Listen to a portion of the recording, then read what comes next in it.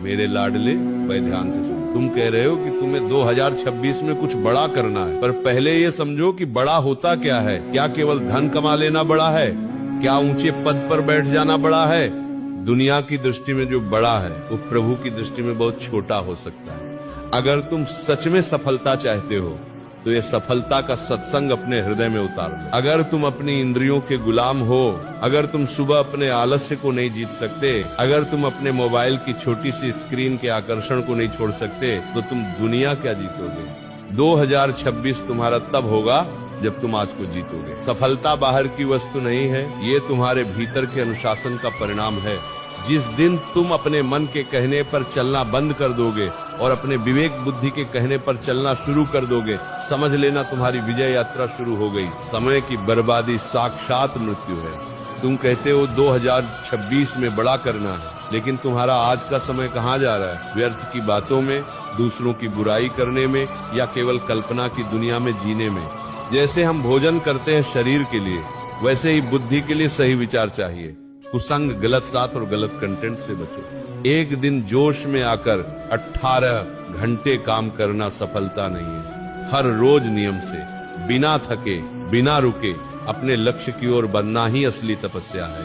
केवल कर्म से कुछ नहीं होता, कर्म के पीछे का भाव शुद्ध होना चाहिए। तुम जो भी बड़ा काम करना चाहते हो उसे प्रभु को समर्पित कर दो। कर्म करो ऐसे जैसे सब कुछ तुम्हारे हाथ में है, और प्रार्थना करो ऐसे जैसे सब कुछ ईश्वर के हाथ में है। जब तुम अपने कार्य को सेवा मान लेते हो तो थकान नहीं होती थी। जब तुम केवल अपने स्वार्थ के लिए करते हो तो तनाव पैदा होता है। तनाव में कभी कोई बड़ा काम नहीं हो सकता। शांत मन ही ऊंची उड़ान भर सकता है। अगर 2026 के मार्ग में बाधाएं आए तो घबराना मत। गिरना बुरा नहीं है, गिरकर पड़े रहना बुरा है। हर ठोकर तुम्हें ये सिखाने आती है कि तुम्हारे चलने के तरीके में कहाँ कमी थी। जो हार से डर गया वो कभी बड़ा नहीं कर सकता। याद रखना, जीभ पर नियंत्रण रखो, सात्विक आहार लो, विचार शुद्ध रहेंगे। कानों पर पहरा दो, केवल वही सुनो जो तुम्हें तुम्हारे लक्ष्य की ओर ले जाए। मन को नाम जप में लगाओ। जब भीतर से राधा नाम या प्रभु का नाम चलेगा तो संकल्प शक्ति फौलाद जैसी हो जाएगी। आज से ही ये सोचना छोड़ दो कि कल क्या होगा। बस ये देखो कि आज का एक एक क्षण तुम अपनी उन्नति में लगा रहे हो या नहीं। जिसे तुम सफलता कहते हो वह केवल एक पचाव है। असली आनंद तो उस यात्रा में है जो तुम खुद को बेहतर बनाने के लिए करते हो। जाओ, अपने भीतर के प्रमाद आलस्य को त्यागो, कमर कसो और लग जाओ अपने कर्तव्य पथ पर। यदि तुम्हारा मार्ग धर्म का है, सत्य का है और पुरुषार्थ का है तो स्वयं विधाता को तुम्हारी सफलता लिखनी पड़ेगी। मन के धोखे को पहचानो। तुम कहते हो बड़ा करना है, पर मन कहता है थोड़ी देर और सो लेते हैं। ये मन तुम्हारा सबसे बड़ा शत्रु है। मैं कहता हूँ कि जो मन का गुलाम हो गया वह जीते जी मृत समान है। अगर 2026 में इतिहास रचना है तो इस मन को अपना गुलाम बनाओ। जब मन कहे कि थक गए हो तो उससे कहो कि अभी तो शुरुआत हुई है। जब मन कहे कि कल कर लेंगे तो उसे कसकर पकड़ो और कहो कि अभी इसी वक्त करेंगे। सफलता की पहली सी ही इंद्रिय दमन है। जो अपनी जीभ, अपनी आंख और अपने समय पर नियंत्रण नहीं रख सकता वह साम्राज्य क्या खाक संभालेगा।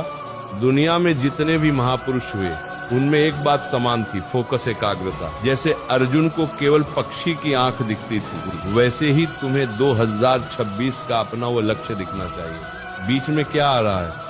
सोशल मीडिया की रील, व्यर्थ की गपशप, इन सबको कचरा समझकर बाहर फेंक दो। याद रखो, भी हमेशा आसान रास्ता चुनती है, पर जरूरी नहीं कि वो सही हो। तुम्हें अपना रास्ता खुद बनाना है और वह रास्ता एकांत से होकर गुजरता है। थोड़े दिन के लिए अकेले होना सीखो।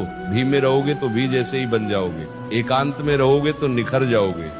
2026 के सफर में हो सकता है तुम 10 बार गिरो। लोग हंसेंगे, ताने मारेंगे, कहेंगे कि बड़ा आया बड़ा करने वाला। उनकी बातों को अमृत समझकर पी जाओ। उनकी हंसी को अपनी सफलता का ईंधन बनाओ। प्रशंसा और निंदा दोनों को राधा रानी जी के चरणों में अर्पण कर दो। न सुख में फूलो, न दोहक में पिचक जाओ, समभाव में रहो। योद्धा वही है जो अंत तक मैदान में टिका रहे। उठो, ये सोने का समय नहीं है, ये रोने का समय नहीं है कि मेरे पास संसाधन नहीं है। संसाधन नहीं, संकल्प चाहिए। अभी इसी क्षण प्रतिज्ञा करो, मैं अपने समय का 1 मिनट भी व्यर्थ नहीं करूंगा। मैं अपने माता पिता के सपनों को अपने स्वार्थ के लिए नहीं कुचलूंगा। मैं 2026 तक खुद को एक ऐसे सांचे में ढालूंगा कि दुनिया मुझे देखकर प्रेरणा ले। तुम साधारण होने के लिए पैदा नहीं हुए हो, तुम उस परमात्मा के अंश हो जिसके इशारे पर पूरा ब्रह्मांड चलता है। फिर तुम छोटे से लक्ष्य से क्यों डरते हो? जाओ, विजय तुम्हारा इंतजार कर रही है।